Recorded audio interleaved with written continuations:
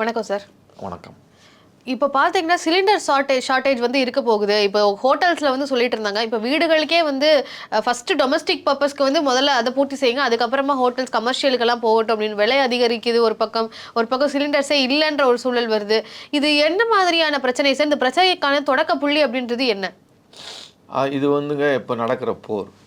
இப்போ அமெரிக்காவும் இஸ்ரேலும் சேர்ந்துக்கிட்டு ஈரான் மீது வந்து போர் தொடுத்துருக்காங்க.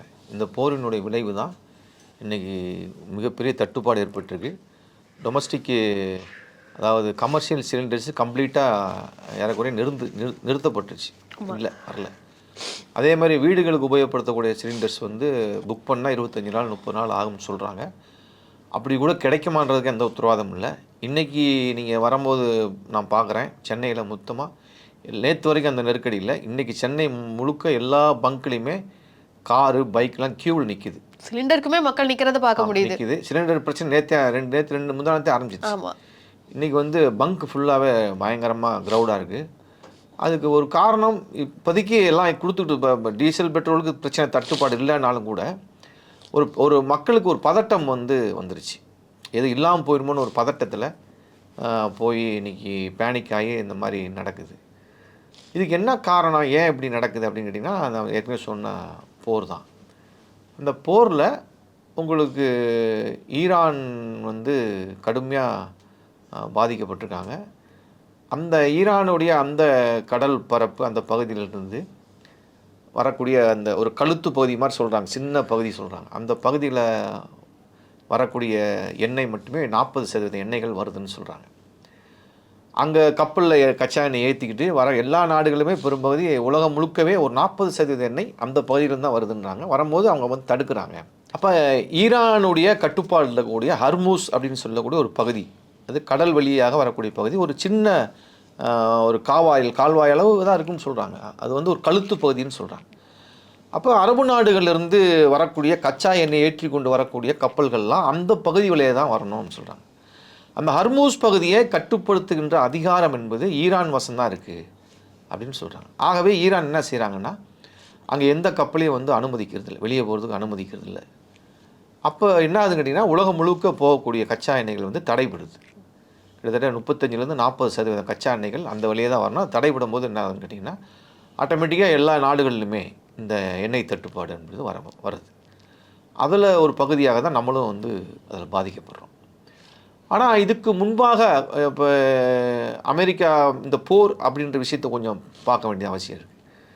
அமெரிக்கா என்று சொல்லக்கூடிய நாடு வந்து உலக ஒற்றை துருவ மேலாதிக்க வல்லரசு அப்படின்னு நாங்கள் வந்து அதை ஒரு அரசியல் ரீதியாக வரையறுக்கிறோம்.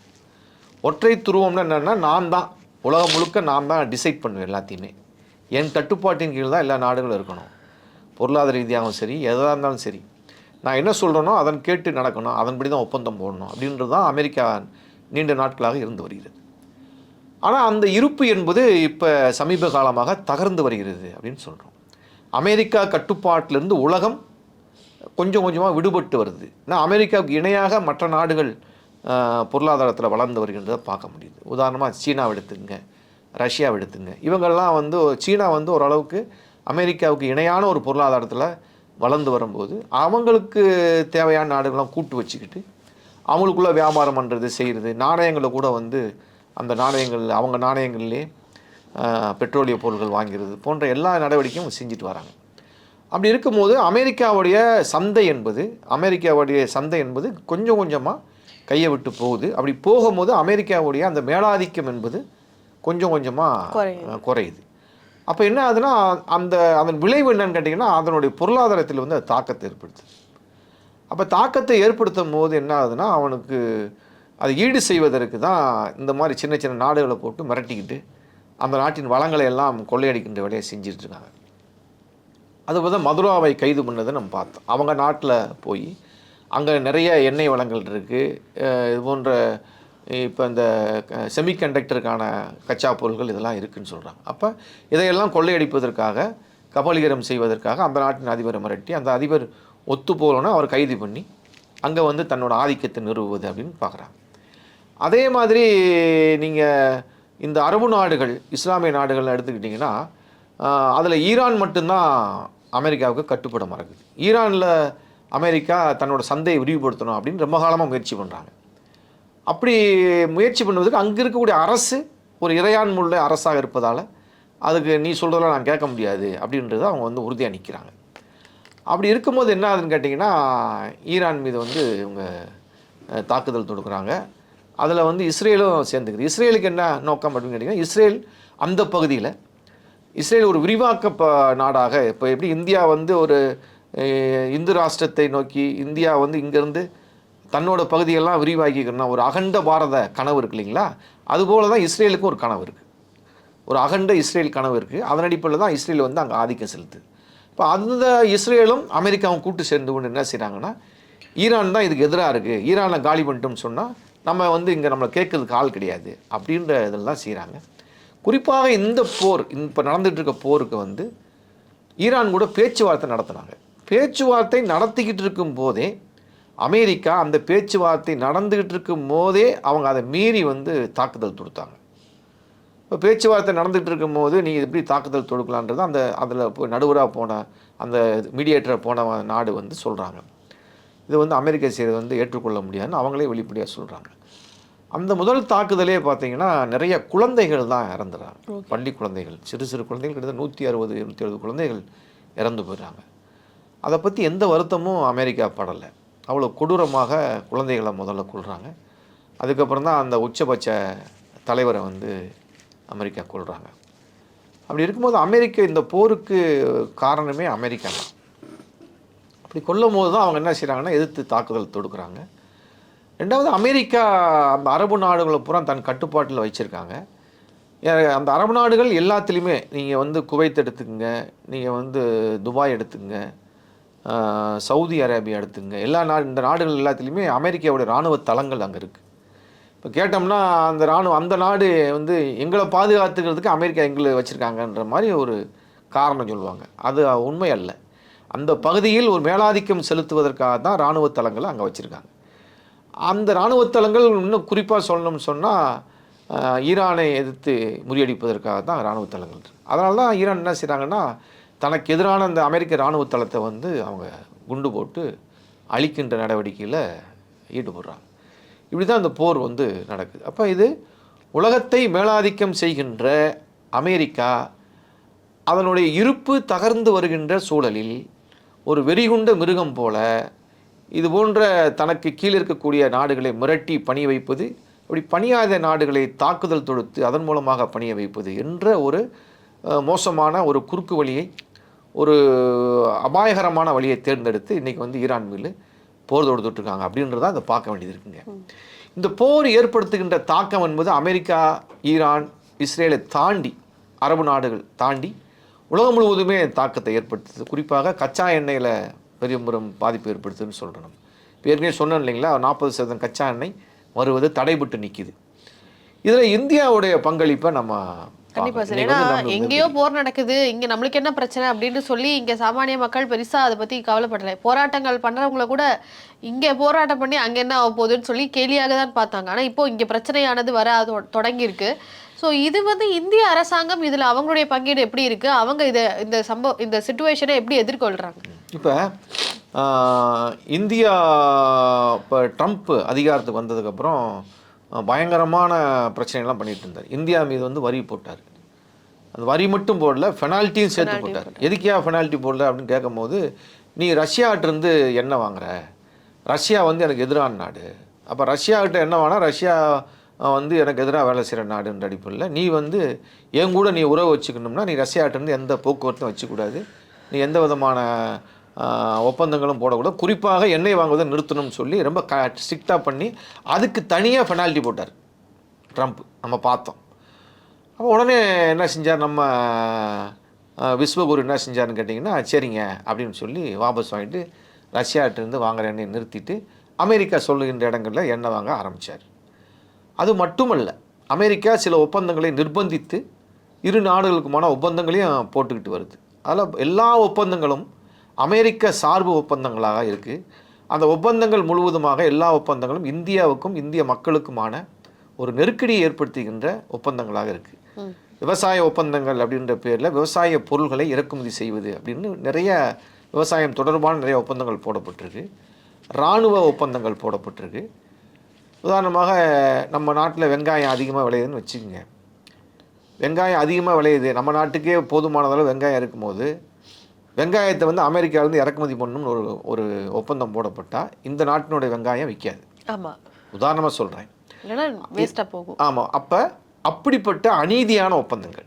ஓகே. அப்போ என்ன ஆகுதுன்னா, ஒரு விவசாயம் செய்கின்ற விவசாயி வந்து லட்சக்கணக்கான கோடிக்கணக்கான விவசாயிகள் பாதிக்கப்படுவாங்க நம்ம நாட்டில். அப்படிப்பட்ட ஒப்பந்தங்களை தான் விவசாயத்தில் போடப்பட்டிருக்கு. இன்னொரு பக்கம் வரி அப்படின்னு எடுத்துக்கிட்டிங்கன்னா, அமெரிக்கா தான் வரியை தீர்மானிக்குது. அமெரிக்கா ஒரு பொருளை இந்தியாவில் இறக்குமதி செய்தால் அதற்கு வந்து நீ வரி எனக்கு இவ்வளவு தான் போடணும், கம்மியாக தான் போடணுன்றதையும் அமெரிக்கா தான் முடிவு செய்யுது. நீங்கள் இங்கேருந்து உங்கள் பொருளை வந்து அமெரிக்காவுக்கு ஏற்றுமதி செஞ்சீங்கன்னா அந்த ஏற்றுமதி செய்கிற பொருளுக்கு நீங்கள் ஏற்றுமதி செய்கிற நீங்கள் வரியை வந்து முடிவு பண்ண முடியாது, அதையும் அமெரிக்கா தான் முடிவு பண்ணுது. இப்படி எல்லாத்தையுமே அமெரிக்கா முடிவு பண்ணி செய்து அதை கைகட்டி வாய்ப்பொத்தி நவதுவாரங்களை மூடிக்கொண்டு மோடி அவர்கள் ஏற்றுக்கொண்டு வந்திருக்கின்றார். இது முழுக்க முழுக்க ஒரு அடிமை ஒப்பந்தங்கள், அமெரிக்கா சார்பு ஒப்பந்தங்கள் போடப்பட்டிருக்கு அப்படின்னு பார்க்குறோம். இதில் குறிப்பாக கச்சா எண்ணெயில் நம்ம எடுத்துக்கிட்டோம்னு சொன்னால், ரஷ்யாகிட்ட தான் நம்ம வந்து எண்ணெய் வாங்கிட்டு இருந்தோம். அதுக்கு தான் பெனால்ட்டி போட்டார். ரஷ்யா வந்து நம்மகிட்ட எண்ணெய் எப்படி கொடுத்தாங்கன்னா, அது ரொம்ப சலுகை விலையில் கொடுத்தாங்க.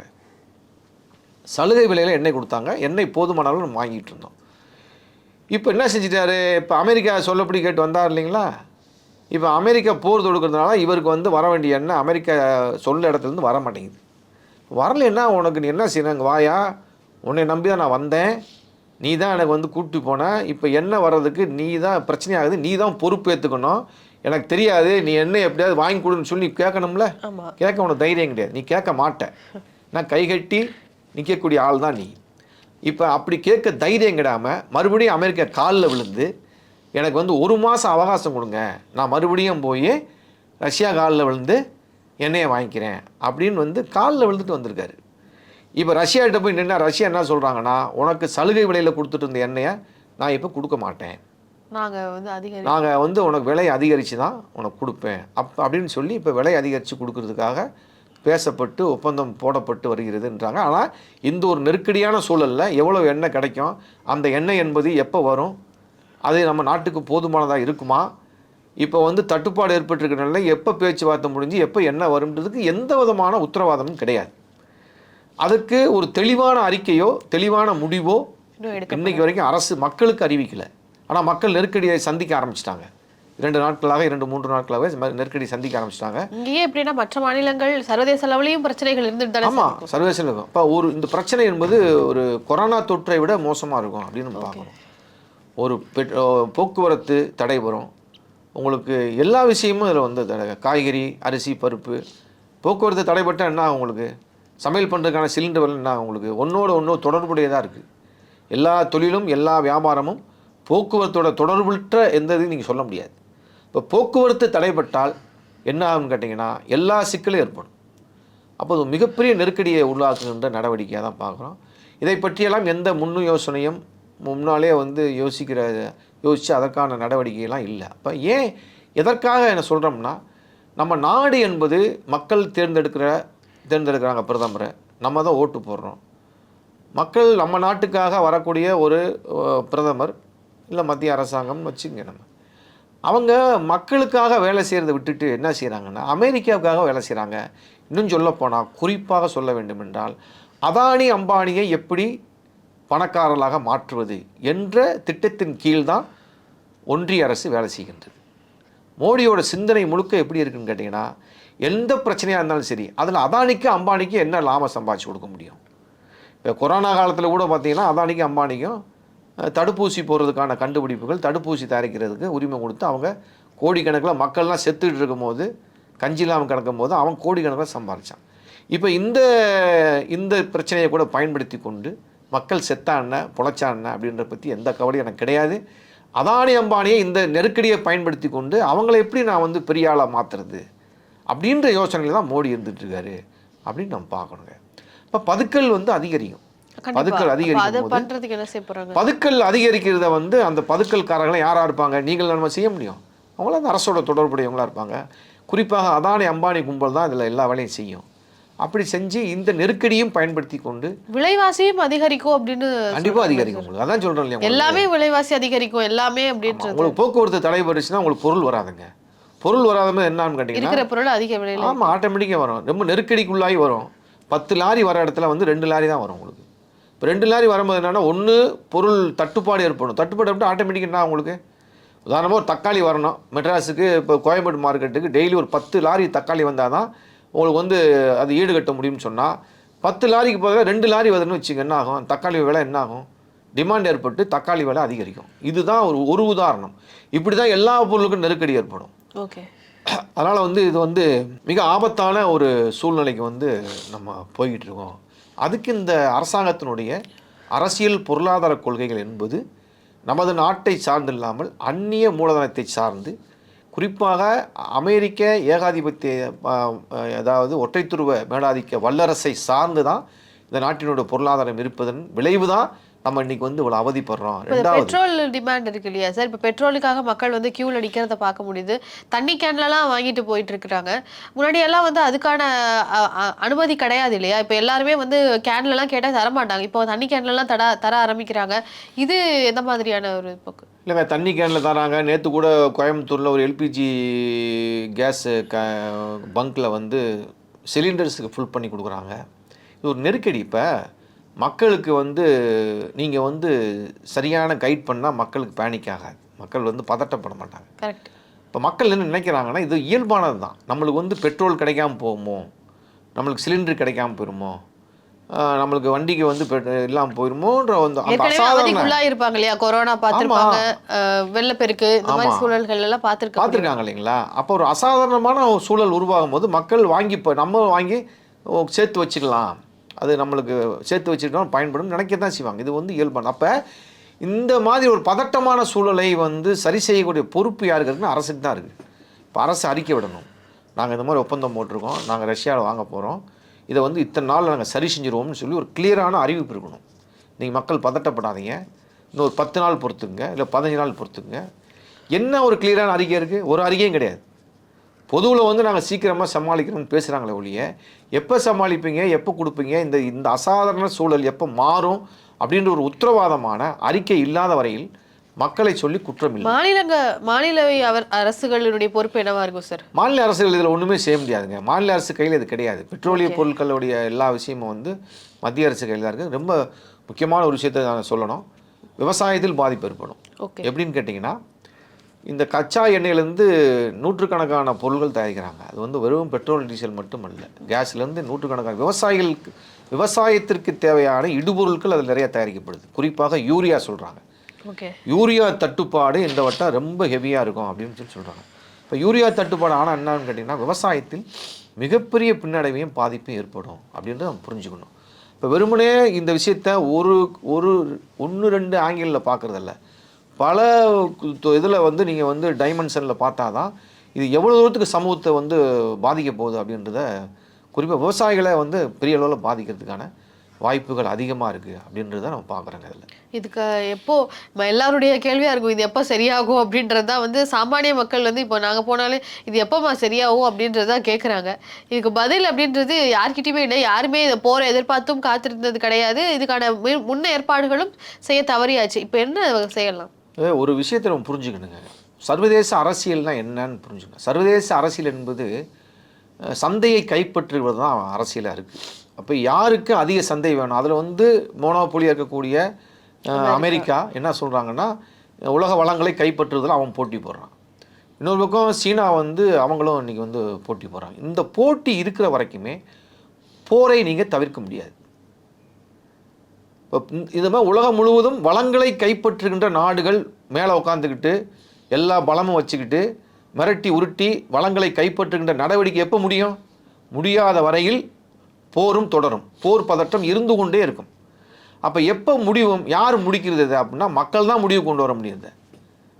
எங்கே இருந்தாலும் இப்போ உதாரணமாக எடுத்துக்கிட்டிங்கன்னா, நம்ம அதைத்தான் வேற எங்கேயும் இதுக்கு இதை தண்டிக்கிறதுக்கோ இதை கேள்வி கேட்கறதுக்கோ எதுவுமே கிடையாது. ஐநா சபை இருக்குன்னு பேசுவாங்க. ஐநா சபையெல்லாம் அமெரிக்காவோட பின்னங்காலில் அடித்து தூக்கி போட்டு போயிட்டே இருப்பான். அமெரிக்கா ஐநா சபை வந்து நம்மளை மாதிரி சாதாரண நாடுகள்லாம் மிரட்டலாம ஒழிய அமெரிக்காவெல்லாம் ஒன்றும் பண்ண முடியாது. நீங்கள் அப்போ அணு ஆயுதத்தை வந்து இப்போ ஒப்பந்தம் பேசும்போது ஈரான் கூட பேசும்போது நீ அமெரிக்கா நீ நிறைய அணுகுண்டு வச்சுக்கலாம், ஆனால் ஈரான் மட்டும் வைக்கக்கூடாதுன்னு பேசல, என்ன நியாயம் இருக்குது? நான் வந்து ரவுடிப்பா, நான் வந்து கத்தி அருவாலாம் வச்சுக்கிறேன், பாம்லாம் வச்சுக்கிறேன், நீ ரவுடினா நீ எந்த பொருள் வச்சுக்காமல் நீ தான் இருக்கணும்னு சொன்னால் எப்படி நியாயமாக இருக்கும்? முதல்ல நீ வந்து உன்னை சரி பண்ணிக்கணும்ல. இப்போ யுரேனியம் வந்து வச்சுருக்காங்க அப்படின்னு சொன்னால், யுரேனியம் என்பது ஈரான் என்ன சொல்கிறாங்கன்னா, அது வந்து அணுகுண்டு தயாரிக்கிறதுக்காக நாங்கள் வச்சுக்கல, எங்களுக்கு வேறு வேறு பர்பஸ்க்காக நாங்கள் வச்சுருக்கோம். யுரேனியம்ன்றது செறிவூட்டப்பட்ட பிறகு அதை தான் சொல்கிறாங்க, நிறைய வந்து செறிவூட்டப்பட்ட பிறகு தான் அணுவுக்காக போவோம். வெறும் யுரேனியம் வச்சிருந்ததுனாலே வந்து அணுகுண்டு தயாரிப்பாங்கன்னு எடுத்துக்க முடியாதுன்னு சொல்கிறாங்க. அவங்களும் வெளிப்படையாக சொல்கிறாங்க, அணுகுண்டு தயாரிக்க போகிறது கிடையாது, எங்களுக்கு வேறு பர்பஸ்க்காக நாங்கள் வச்சுருக்கோம்னு சொல்கிறாங்க. அப்போ இதையெல்லாம் வந்து எல்லா நாடுகளையும் தன் கட்டுப்பாட்டில் கொண்டு வருவதற்கு நீ வந்து நிராயுதபாணியாக இரு அப்படின்றது தான் அமெரிக்காவோட நோக்கம். நான் எல்லாம் வச்சுக்கிற எல்லாத்தையும் மிரட்டுவேன். சின்ன சின்ன நாடுகள்லாம் வந்து நிராயுதபாணியாக இருக்கணும்னா எப்படி இருப்பான்? நீ விரட்டிக்கிட்டு இருக்க, எப்படி நிராயுதபாணியாக இருப்பான் அவன் அப்படின்றது இருக்கு இல்லைங்களா? அப்போ உலகை மேலாதிக்கம் செய்கின்ற நடவடிக்கை நிற்கும் வரையில் போர் பதற்றம் நிற்காதுங்க. இதுதான் உண்மையான அரசியல். அப்போ இந்த அரசியலை முடிவு கொண்டு வருவது என்னவென்றால், இந்த முதலாளித்துவ சுரண்டல் அமைப்பு முறையை ஒழிப்பதன் மூலமாக தான் முடிவு கொண்டு வரும். இதுதான் உண்மை, இதுதான் யதார்த்தம். இதை நீங்கள் வந்து ஷார்ட்கட்டில் எதுவும் ஒழிக்க முடியாது. அப்போ மக்களுக்கான அரசியல் விழிப்புணர்வு ஏற்பட்டு மக்கள் எல்லா நாடுகளையும் போராட்டம். இப்போ உதாரணமாக அமெரிக்கா வந்து ஸ்தம்பிக்கணும், இன்றைக்கி ஆக்கிரமிப்பு நடவடிக்கை கைவிடுன்னு சொல்லி அமெரிக்க மக்கள் எல்லா இடத்துலையும் முடக்கணும். அமெரிக்காவில் அரசியல் செயல்பட முடியாத நிலைமைக்கு போகணும். போராட்டங்கள் எப்படி நடக்கணும்னு யோசிச்சு பாருங்கள். இப்போ அமெரிக்கா முழுவதும் போராட்டங்கள் கட்டியமைக்கப்படணும். இஸ்ரேலில் போராட்டம் நடக்கணும். ஆனால் இஸ்ரேலில் என்ன நடக்குது, அங்கே வந்து இனவரி வந்து செழித்தோங்கி வளர்ந்து நிற்கிது. இஸ்ரேலோட தாக்குதலுக்கு அந்த மக்கள் சப்போர்ட் பண்ணிட்டு உட்காந்துருக்காங்க, பெரும்போது சப்போர்ட் பண்ணுறாங்க. அதுக்கு எதிர்க்கிறவங்க சிறிய ஜனநாயக சக்தியில் கொஞ்சமாக தான் இருக்காங்க. அப்போ இந்த போராட்டம் இப்போ இந்தியாவில் வெடிக்கணும். இந்தியாவில் எப்படி வெடிக்கணும் போராட்டம்? மோடியோட பொருளாதார கொள்கைக்கு எதிரான போராட்டம் நடக்கணும். அமெரிக்காவோட அடிமையாக நீ மாறாதன்னு சொல்லி போராட்டம் நடக்கணும். அந்த அரசியல் வியூ வந்து மக்களுக்கு வர வரைக்குமே இந்த பிரச்சனையை வந்து தீர்க்க முடியாதுன்னு சொல்லுங்கள். இந்த அரசியல் புரிதல் இந்தியாவில் எப்படி இருக்குன்னு நினைக்கிறீங்க? அரசியல் புரிதல் இல்லாமல் தான் இருக்கோம், நம்ம பெரும்பகுதி இல்லை. இப்போ ஒரு ஆட்டோ டிரைவர் இருக்காருன்னு வச்சுக்கோங்க.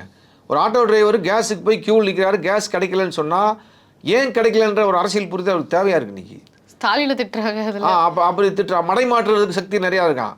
இப்போ பிஜேபியோடைய அந்த நிறைய வெப்சைட்ஸ் அதில் பார்த்தீங்கன்னா அதெல்லாம் என்ன இருக்குது, பெட்ரோல் டீசல் கிடைக்கல எலக்ட்ரிக் ஸ்டவ் பயன்படுத்திங்கன்னு பேசுகிறான். அதுக்கு சேல்ஸ் பண்ண எலக்ட்ரிக் ஸ்டவ் நாகேந்திரன் அவர்கள் கூட நானே டீலர் தான், அப்படிலாம் ஒன்றுமே இல்லைன்னு சொல்கிறாரு. அப்படிலாம் இருக்கு இல்லைங்களா? அப்போ இந்த மாதிரி வந்து மக்களுக்கு ஒரு பொய்யான நம்பிக்கை ஊட்டுவது, ஆல்டர்னேட்டிவ் காமிக்கணுன்ற பேரில் வந்து மக்களை மீண்டும் மீண்டும் ஏமாற்றி கொண்டிருப்பது தான் நடக்குது. அப்போ இதில் ஒரு தெளிவான அரசியல் பார்வையை வந்து மக்களுக்கு வேணும். அது வந்து தொடர்ச்சியான போராட்டம் தான். அதுவும் கூட எங்களை போன்ற அமைப்புகள் தொடர்ச்சியாக பேசி வருகின்றோம். அது ஒரு கட்டத்தில் மக்கள்கிட்ட ஒரு மாற்றம் ஏற்படும் போது தான் சமூகத்திலும் மாற்றம் ஏற்படும். இந்த பிரச்சனை என்பது அமெரிக்கா, ரஷ்யா, சீனா, இந்தியா போன்ற நாடுகளினுடைய ஆட்சியாளர்களுடைய பிரச்சனை மட்டும் இல்லை. இதனால் பாதிக்கப்படக்கூடியது உலகளவில் இருக்கக்கூடிய உழைக்கின்ற மக்கள் தான். இப்போ உலகளவில் இருக்கக்கூடிய உழைக்கின்ற மக்கள் இந்த அரசியலை புரிந்து கொண்டால் இந்த அரசியலை மாற்றுவதற்கான போராட்டங்களும் விரைவாக நடக்கும், எழுச்சியாக நடக்கும். அதனூடாகத்தான் ஒரு அரசியல் மாற்றத்தை, மக்களுக்கான அரசியல் மாற்றத்தை உருவாக்க முடியும் அப்படின்றது தான். இப்போ கையில் யார் கையில் இருக்குன்னா மக்கள் கையில் தான் இருக்குது. மக்களோட போராட்டம் தீவிரமடையணும். இது சும்மா அங்கே ஒன்று இங்கே ஒன்று நடந்துச்சுன்னா ஒரு அடையாள போராட்டங்களாக தான் இருக்கும். அமெரிக்காவில் அமெரிக்க அரசை நிர்பந்திக்கக்கூடிய போராட்டங்கள் இருக்கணும். நிறைய போராடுறாங்க. இப்போ அமெரிக்கா இராணுவத்திலே வந்து நாங்கள் வந்து ஈரானை தாக்க முடியாதுன்னு சொல்கிறாங்க. எங்களையே கூலிப்படையாக அனுப்புகிறேன்னு சொல்லி அமெரிக்க இராணுவத்துக்குள்ளேயே கலவரங்கள் நடக்குது. ஆனால் ரொம்ப சின்னதாக இருக்குது, ரொம்ப சிறுசாக இருக்குது. அது பெருசாக மாறணும். அப்புறம் ஆக்கிரமிப்பு நடவடிக்கைக்கு நான் ஏன் என் இராணுவம் எதற்காக போனேன், நான் எதுக்காக அமெரிக்காவோட ஆக்கிரமிப்பு நடவடிக்கைக்கு இராணுவ நடவடிக்கை நான் ஒத்துழைக்கணும்னு கேட்குறாங்க. இராணுவ அதிகாரிகளை, இராணுவ சிப்பாய்களை கேட்குறாங்க. நடக்குது. அது ரொம்ப சிறிய அளவில் இருக்குது. ஆக அந்த நியாயத்தை பேசுகின்ற ஒரு மனநிலை என்பது மக்கள் மத்தியில் இருக்கணும். அது குறிப்பாக மக்கள் மத்தியில் இருந்தால் தான் அது வந்து மாற்றத்துக்கு வரும். அதான் ஒரே தீர்வு. அது ஒன்று தான் தீர்வு. அதற்கான நிலைமைகளில் மாற்றம் ஏற்படுறது கொஞ்சம் காலம் எடுத்துக்கு தான் செய்யும். ஓகே சார், நிறைய தகவல்களை எங்ககிட்ட பகிர்ந்துக்கிட்டீங்க. இதுக்கான அடிப்படை காரணங்கள், இதுக்கான தீர்வு அப்படின்றதையும் எங்ககிட்ட பகிர்ந்துக்கிட்டீங்க. மிக்க நன்றி. நன்றி.